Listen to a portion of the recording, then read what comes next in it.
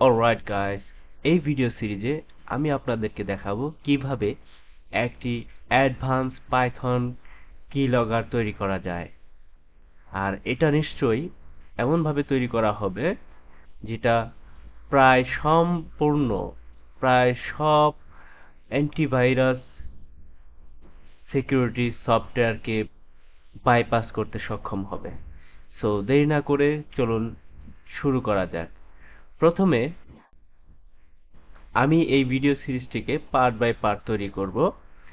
আর প্রথম আমাদের টপিক থাকবে file writing and reading in Python. Okay, চলুন তাহলে শুরু করি। প্রথমে আমি পাইথন পাইথন ডাউন করে নিব।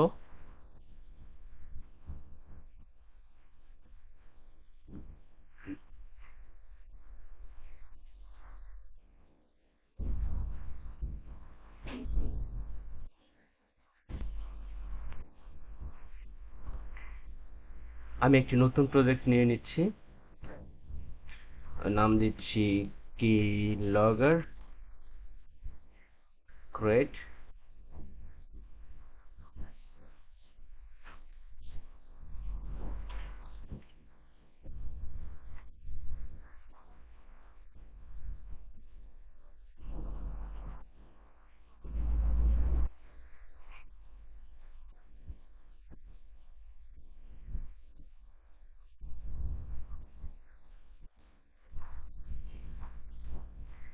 ওকে, আমি প্রথমে একটি ফাংশন নিচ্ছি, সেটার নাম হচ্ছে ওপেন। এখন ওপেন ফাংশনে কমপক্ষে আমাকে দুইটি আর্গুমেন্ট পাস করতে হবে। প্রথমটা হচ্ছে স্বাভাবিকভাবেই হবে হচ্ছে ফাইল নেম log.txt। আমি এটা ডাবল কোটেশনের মধ্যে রাখতে পারি, log.txt। তারপর হচ্ছে আমি এটাকে কোন মোডে ওপেন করতে যাচ্ছি, সেটা আমি রাইটিং মোডে ওপেন করতে যাচ্ছি। এখন এটাকে একটা ভেরিয়েবলের মধ্যে রেখে দিব। ভেরিয়েবলের নাম যদি আমি ফাইল রাখি। ওকে, এখন এই সিরিজে আমি তিনটি মোড ব্যবহার করব। কি কি মোড সেটা? প্রথমত হচ্ছে ডাব্লিউ, আমরা জানি ডাব্লিউ সমান হচ্ছে রাইটিং মোড। তারপর এটা হচ্ছে R equal reading mode, and third one হচ্ছে এই ইজ অ্যাপেন্ডিং মোড। সো এই তিনটা মোডের ব্যবহার করব আমরা পাইথন কিলগার তৈরি করতে। সো ওকে, চলুন পরবর্তী কোডে চলে যাই। এখন আমি যদি এখানে এই যে একটা, মূলত হচ্ছে এটা তো আমি একটা ফাইল ওপেন কেন লেখা হয়েছে, কারণ হচ্ছে এর দ্বারা আমি একটা ফাইলকে ওপেন করব এবং সেটাতে লিখব। ওকে, এখন কি লিখব, দেখি কি লেখা যায়। এইটাকে যেহেতু সম্পূর্ণ একটা ভেরিয়েবলের মধ্যে রেখে দিছি, তাহলে লিখতে গেলে আমাকে লিখতে হবে file dot right, file right function. এবং তার মধ্যে হচ্ছে আমি রেখে দিব হচ্ছে কি লিখব,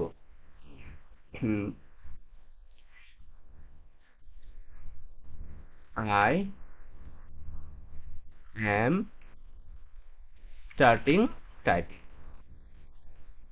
ওকে, এখন এটাকে আমার এরর হ্যান্ডলিং এর জন্য অবশ্যই ফাইলটাকে ক্লোজ করতে হবে। ফাইলটাকে ক্লোজ করতে হলে আমাকে লিখতে হবে ফাইল ডট ক্লোজ।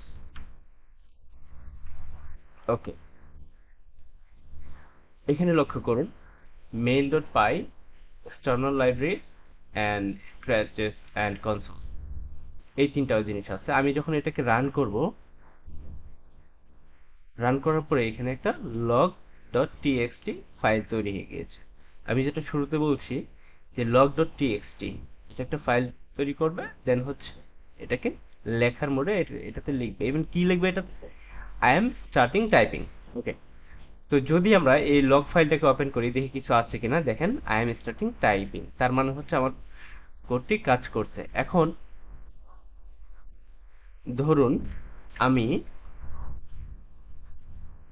এই যে লগ ডট টিএক্সটি ফাইলটা যে আমি তৈরি করলাম, এটাকে কিন্তু যখন আমি রান করছি তখন কিন্তু কনসোলে আমি কোনো কিছু দেখতে পাচ্ছি না। এখন যদি আমি চাই যে এই যে আই এম স্টার্টিং টাইপিং, এই লেখাটাকে আমি এই কনসোলে বের করব, তাহলে আমাকে কি করতে হবে? অবশ্যই এই মোডটা চেঞ্জ করতে হবে। কি মোড? রাইট রাইট মোড থেকে আমাকে যেতে হবে রিড মোড। রিড মোডে যেতে হলে আমাকে কি করতে, প্রথমে এটাকে আর দিতে হবে। দেওয়ার পর এখানে ফাইল ডট রাইটটাকে আমরা লিখব ফাইল ডট রিড।